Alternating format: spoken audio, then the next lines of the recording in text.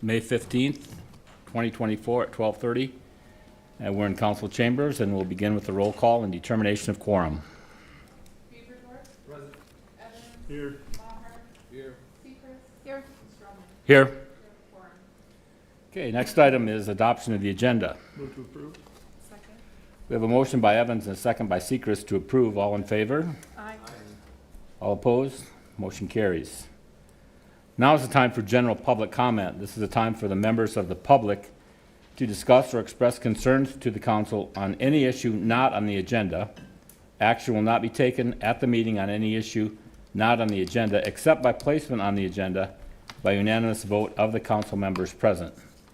And I don't have any speaker request forms or any indication that there's general public comment, so I'm going to close general public comment. And the next item that we'll go to is consent items 1 through 11. I guess the first one is approve of minutes, and I guess I'd like a motion on that first. Move to approve. Motion by Evans, second by Maher to approve the minutes. All in favor? Aye. All opposed? Motion carries. Next, we'll go to Finance Department. Director Ainsley, please.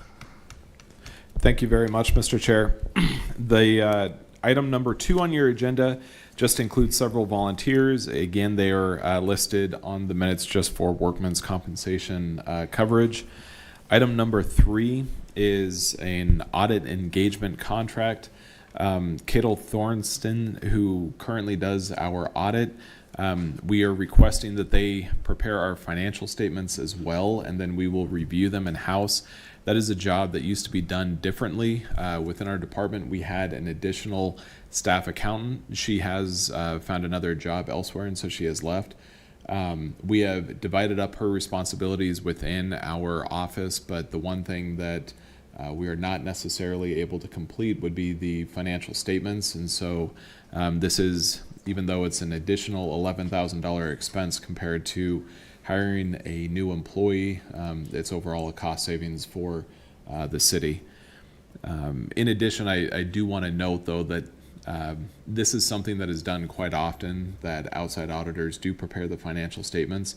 Often when they do that, there is a finding because the city is not able to verify those statements. So essentially the statements are prepared by the auditors and then no one's able to verify that. That's not the case. Our staff will be verifying that, so there should not be an audit finding, just an additional expense for that. Item number 4 is a resolution for an assessment for the abate of nuisances that were done by our code enforcement division. There are several different properties. The abatements are anywhere from $215 to $3,350. Items number 5, 6, and 7 are in our CDBG division. We do have our program manager here, Michelle, that would be able to answer any specific questions that you have. But in essence, number 5 is the annual report that is required to be done by all grantee entities. It is a long document that explains the current place where the city and community is in several different national objectives that have been set forward by HUD, and also how the CDBG program will hopefully begin or continue addressing those items. And then number 6 is affordable rent standards. I want to make sure everyone is aware that is required by HUD, but those rental standards are solely going to be for projects that would receive funding from CDBG. And so it's not a requirement for all new construction throughout the community or anything else. It's going to be for projects that would receive some funding support from CDBG. And then number 7 is the annual block grant from the feds for our CDBG program. That was at $493,000, almost $494,000. And then item number 8. This one I will spend a little more time on. That is our second amendment for AFSCME. If you recall, at your previous council meeting, you had adopted new wage ranges. Those wage ranges were contemplated to go into effect January 1 of this year. However, due to the very collaborative nature that the city management as well as the union leadership went through literally every single position, the market data to come up with what is currently the current wage ranges for those positions, it did take quite a bit of time. And so that was not finalized, of course, until earlier this month. What we are asking for are two things. One is that those wages would be retroactive back to January 1, because that's what was contemplated in the previous contract. And then the second thing would be for a cost of living adjustment for the AFSCME employees that would go into effect July 1 of this year. And just so everyone is aware, it is a 1.11% increase for employees. And as we tried to explain, that is not an entire 1 year's inflationary cycle. Instead, that's 7 months. The reason is that the wages that the council as well as the union leadership approved earlier this month, those wages were current as of November of last year. And so looking forward 7 months, we just looked at the last 7 months of inflation. So the last 7 months of the Midwest Urban Inflation Index that's produced by the Bureau of Labor Statistics indicates that in those 7 months, it's a 1.11% increase, and that's why we're bringing forward to you a 1.11% increase.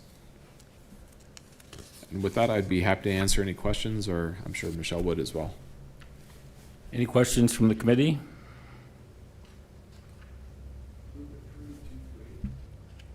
I'll second that. There's a motion by Bieberdorf and a second by Evans to approve items 2 through 8. All in favor? Aye. All opposed? Motion carries. Next, we'll go to Community Development. Director Fisher. Thank you, Mr. Chair. Item 9 is a request authorizing acceptance of our 24-25 Historic Preservation Commission Certified Local Government Grant Award. This is something that we get every year.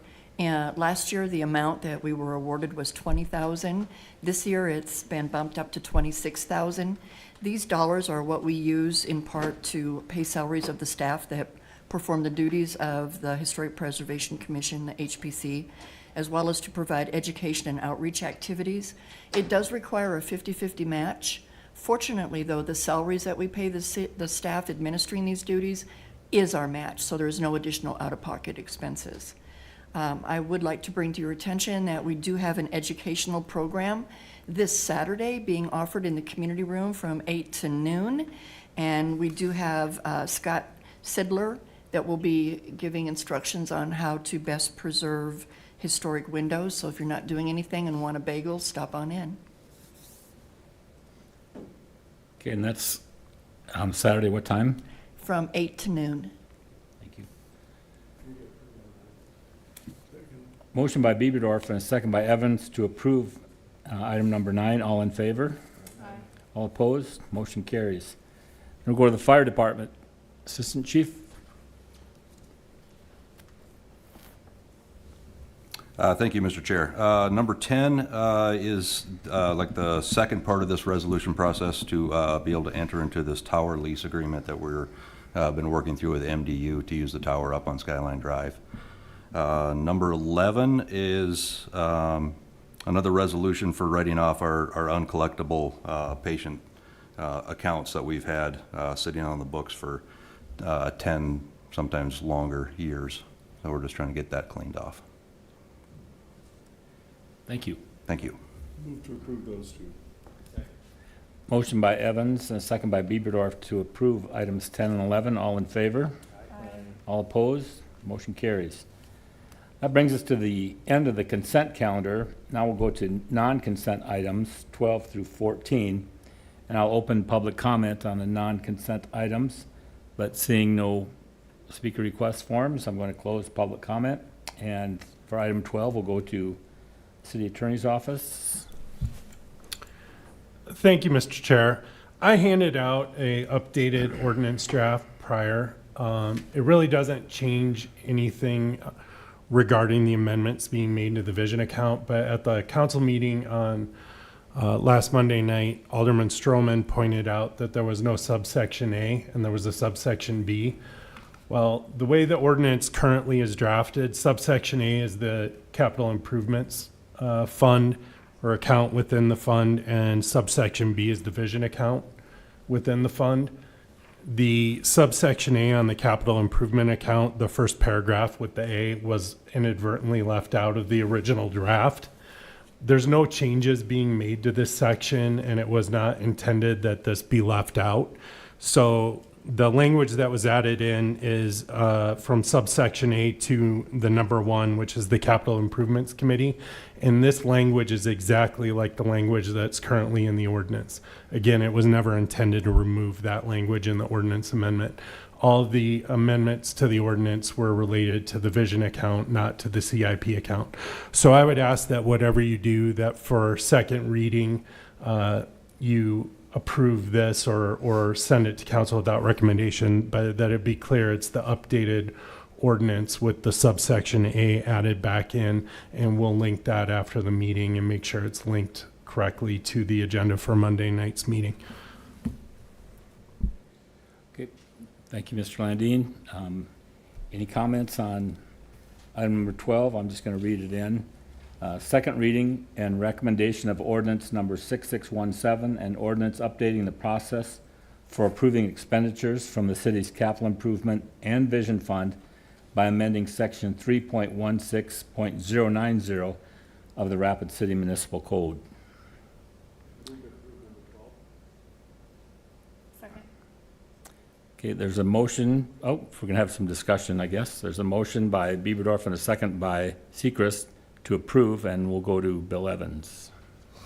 I just want to point out that I'm going to remain in violent opposition to any changes to the Vision Fund, but the fact that this entire portion was sitting there unnoticed for all this time just goes to show how loosey-goosey we are with the citizens' money. That takes something like this particular ordinance change to bring it to the attention of people. I played a performance yesterday with an elderly choir out at West Hills, many of whom approached me afterwards. I'm going to tell you, it was 100% in opposition to these changes to the Vision Fund. Every correspondence I've had, with the exception of the ones that came through the council mail, they've been in opposition to this fund change. Now, I noticed that all of the changes, support letters we get from these companies are all written by corporations stand to frankly profit from these changes, because it'll be more money going into projects that they would end up building. So I'm just saying, I think the Vision Fund is one thing that currently works. It's the one tax and fee we have in this city that nobody hates. So of course, because it works, that's the one we're going to target for destruction and make sure we mess that one up too, so people can be unhappy about that one as well. So I'm sure there'll be opposition shown on Monday night. I'm imagining it will approve. And then, as I was informed by one person out at this West Hills performance, they've already started the process of figuring out how they're going to refer this to a vote. I don't know why you people keep on insisting upon changing something that works. Rather than stirring things up and causing trouble, we just can't leave it alone. And so I'm just saying, I will continue to be in opposition. I hope more people join me. It's a fund that is working and the people are happy with. And if it's referred, I've said this before, we have gigantic problems. So that's where I'll end that. Any other comments from the committee? Okay, we have a motion to approve and a second. All in favor? Aye. All opposed? Motion to approve carries. Next item is the Finance Department, second reading and recommendation of ordinance number 6618, and ordinance regarding supplemental appropriation number 3 for 2024. And I guess I'll go to Daniel Ainsley. Thank you very much, Mr. Chair. There have been no changes made to this since the first reading. I do want to point out that all of the expenses are reclassifications of expenses, or they are carry forward for projects and initiatives that began last year that were not completed, and so they're still ongoing this year. Are there any questions? I have a quick one, Daniel. So mechanically, how does this work, a supplemental appropriation? Why do we do a supplemental, and where does the money come from? Thanks, Mr. Chair. That is a great question. So essentially what happens when the council approves your budget in September, it is looking at the revenue that you anticipate to receive during the next calendar year, and then the expenses that you're going to enter into the same calendar year. What happens in any city or anything else, there's a lot of projects and initiatives that begin in one year. So for example, these are mostly projects that started in 2023. So the money was available in 2023, but the contractor's still doing work, or only half of the materials that have been purchased have been delivered, or if it's a consultant, maybe only half the study's been completed, or whatever that is. That money was available in 2023. When you adopted the budget in 2024, you didn't reappropriate those funds in 24. So essentially what happened at the end of 23, the legal authority to spend that money ceased. It doesn't mean that the money went away. It just means that the ability for the departments to continue spending that money went away. So by doing the supplemental appropriation, you are now telling the departments that your budget has increased by whatever the dollar amount is on here, and it allows them to continue the project that was started in 23. So essentially the money was designated in 23, but if it wasn't spent, the money is still there. It's still in those funds. So you're usually using undesignated cash, but that undesignated cash came from the money that was appropriated in 23 that was not spent yet. So it doesn't really create a larger deficit or anything like that. Thank you for that explanation. We'll go to Bill Absolutely. Evans. Thank you, and I think it's a great explanation, and I understand that's the way it works, but is that the way it has to work? It just seems like a lot of rigmarole and confusion to not only us, obviously, but to the citizens.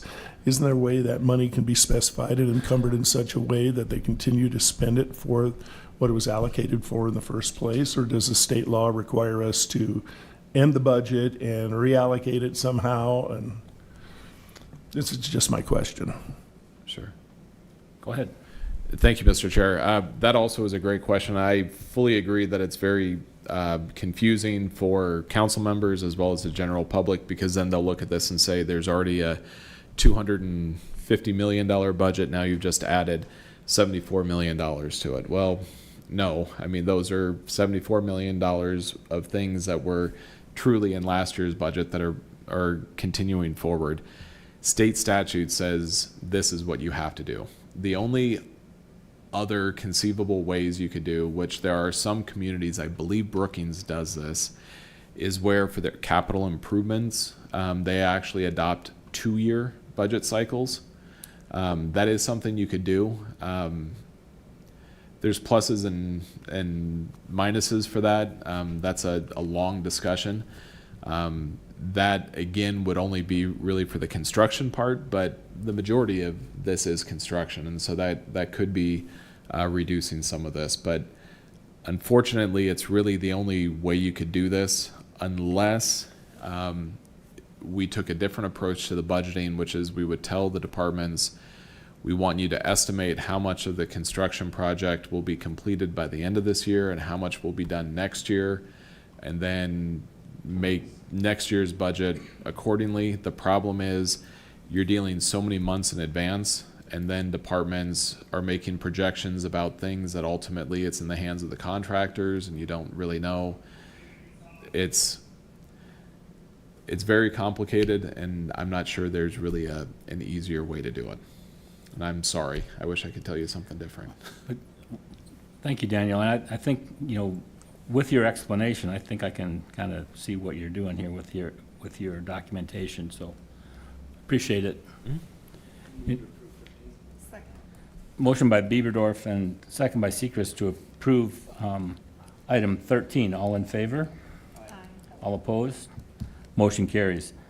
Next is item 14, second reading and recommendation of ordinance number 6616, a request by City of Rapid City to consider an application for an ordinance amending area regulations in sections 17.10.050, 17.12.050, 17.38.040, 17.44.050, 17.60.030, 17.62.030, and 17.64.030 of Rapid City Municipal Code. And Director Fisher, did you wish to address this? Thank you, Mr. Chair. Thank you. We discussed this at a previous meeting when we reviewed the first reading.